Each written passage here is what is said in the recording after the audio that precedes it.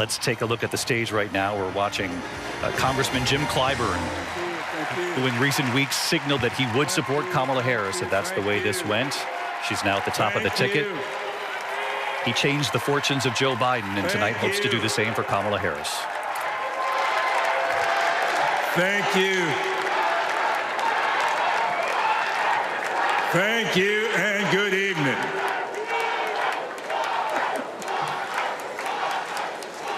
Thank you, South Carolina. Thank you.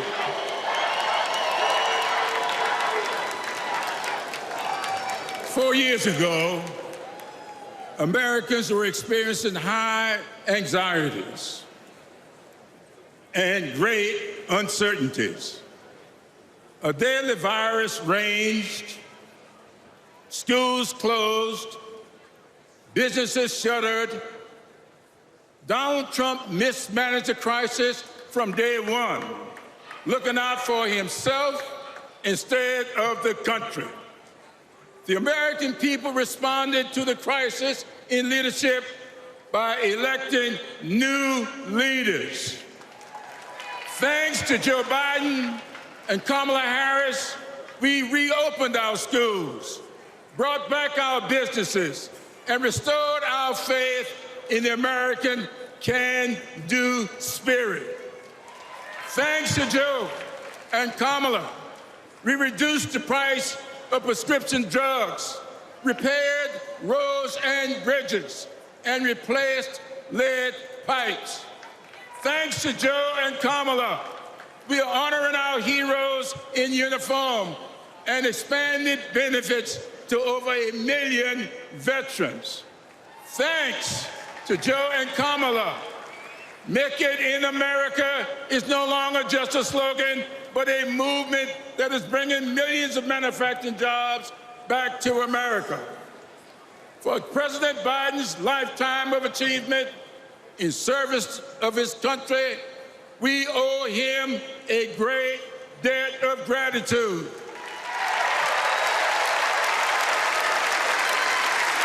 And we're all grateful for one of the best decisions he made, selecting Kamala Harris as his vice president and endorsing her to succeed him.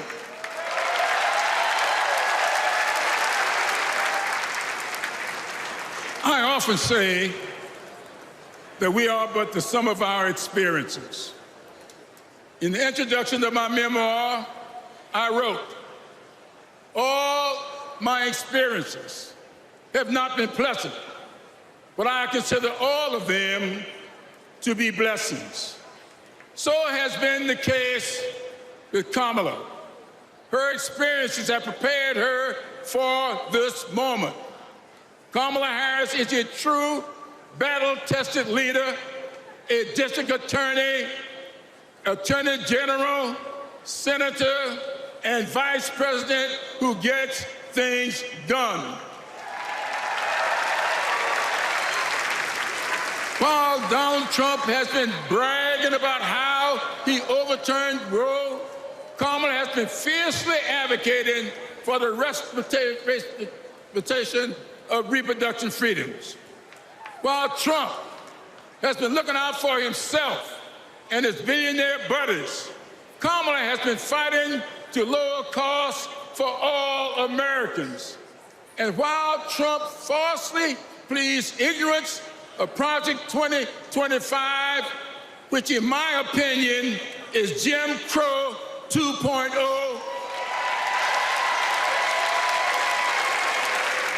Kamala has been offering the American people enlightened proposals and visionary leadership. Having grown up in a parsonage, I often look to the good book for understanding and guidance. As 2 Corinthians informs, we are troubled on every side, yet not distressed. We are perplexed, but not in despair. Persecuted, but not forsaken. Cast down, but not destroyed. Our great democracy has been tested, and so has the basic goodness of the American people. But our resolve to remain a great country with freedom and justice for all will not falter.